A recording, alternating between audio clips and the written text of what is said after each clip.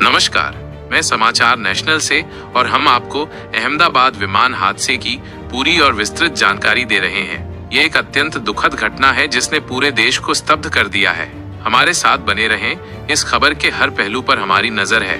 अहमदाबाद विमान दुर्घटना, एक दुखद हादसा। गुरुवार 12 जून 2025 को दोपहर 1:38 पर अहमदाबाद के आसमान में एक भयावह त्रासदी घटित हुई। एयर इंडिया की उड़ान संख्या AI 171 जो अहमदाबाद से लंदन गैटविक के लिए उड़ान भर रही थी, ने उड़ान भरने के मात्र 2 मिनट बाद ही नियंत्रण खो दिया और दुर्घटनाग्रस्त हो गई।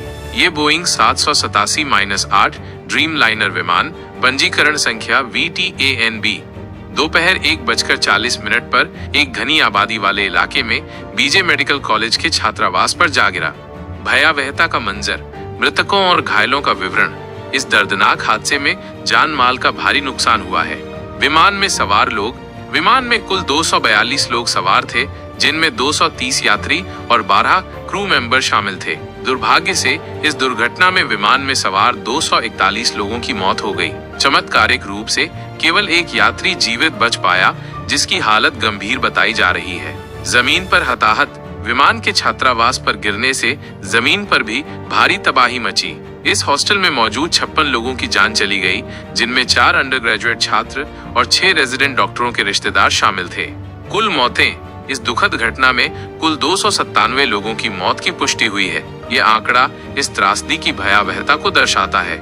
मृतकों की सही पहचान के लिए 200 से अधिक DNA सैंपल इकट्ठा किए गए हैं। प्रमुख व्यक्ति और घटनाक्रम। पायलट विमान की कमान अनुभवी कैप्टन सुमित सभरवाल के हाथों में थी, जबकि फर्स्ट ऑफिसर क्लाइव कुंदर सह पायलट के रूप में थे। प्रमुख यात्रियों की सूची में गुजरात के पूर्व मुख्यमंत्री विजय रूपाणी का नाम भी शामिल था, जिन्होंने अपनी जान गंवाई। इस विमान में 61 विदेशी नागरिक भी सवार थे, जो इस घटना को अंतर्राष्ट्रीय स्तर पर भी महत्वपूर्ण बनाता है। जांच और संभावित कारण, ब्लैक बॉक्स से खुलेगा राज। घटना के तुरंत बाद नागर विमानन महानिदेशालय DGCA और सरकार ने इस दुर्घटना की जांच के लिए एक उच्च स्तरीय समिति का गठन किया है। ब्लैक बॉक्स बरामद। दुर्घटना स्थल से विमान का black box, flight data recorder और वॉइस रिकॉर्डर बरामद कर लिया गया है। यह ब्लैक बॉक्स ही हादसे की असली वजह सामने लाने में सबसे महत्वपूर्ण कड़ी साबित होगा। इसमें विमान की उड़ान से संबंधित सभी तकनीकी डेटा और कॉकपिट की बातचीत रिकॉर्ड होती है। शुरुआती जांच के निष्कर्ष। शुरुआती जांच रिपोर्ट में पक्षी के टकराने, बर्ड हिट या विमान में अधिक वजन, ओवरलोडिंग की संभावना से इनकार किया गया है। घटना स्थल पर किसी पक्षी का अवशेष नहीं मिला है और विमान में पर्याप्त सीटें खाली थीं। यह स्पष्ट है कि विमान के इंजन में कोई तत्काल बाहरी प्रभाव नहीं पड़ा था। संभावित कारण, जांच जारी। जांच टीम वर्तमान में 4 मुख्य संभावित कारणों पर विचार कर रही है। 1. डबल इंजन में खराबी। क्या उड़ान के दौरान विमान के दोनों इंजनों में एक साथ कोई गंभीर तकनीकी खराबी आई थी? 2. ईंधन में गंदगी, फ्यूल कंटामिनेशन। क्या विमान में भरे गए ईंधन में किसी प्रकार की अशुद्धि या गंदगी थी, जिससे इंजन फेल हो गए? 3. विमान की मरम्मत या रखरखाव में चूक। क्या विमान के हालिया रखरखाव या मरम्मत में कोई कमी रह गई थी, जिसने इस दुर्घटना को जन्म दिया? 4. ब्लैक बॉक्स और रडार डेटा। जांच दल ब्लैक बॉक्स से प्राप्त डेटा और एयर ट्रैफिक कंट्रोल ATC के रडार डेटा का गहन विश्लेषण कर रहा है, ताकि दुर्घटना से पहले के हर पल को समझा जा सके। सरकारी प्रतिक्रिया और भविष्य के कदम। प्रधानमंत्री नरेंद्र मोदी ने इस दुखद घटना पर गहरा दुख व्यक्त किया है।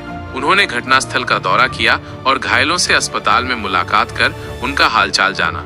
DGCA ने इस दुर्घटना के बाद सभी बोइंग 787-8/9 फ्लीट की कड़ी जांच का फैसला किया है। इसका उद्देश्य ये सुनिश्चित करना है कि भविष्य में ऐसी दुर्घटनाओं को रोका जा सके और हवाई यात्रा को और अधिक सुरक्षित बनाया जा सके।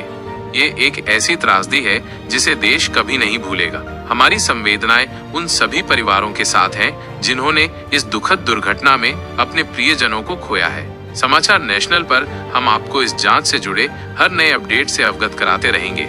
लाइक करें, शेयर करें और सब्सक्राइब करना न भूलें। आप हमारे साथ बने रहें। जय हिंद, जय भारत।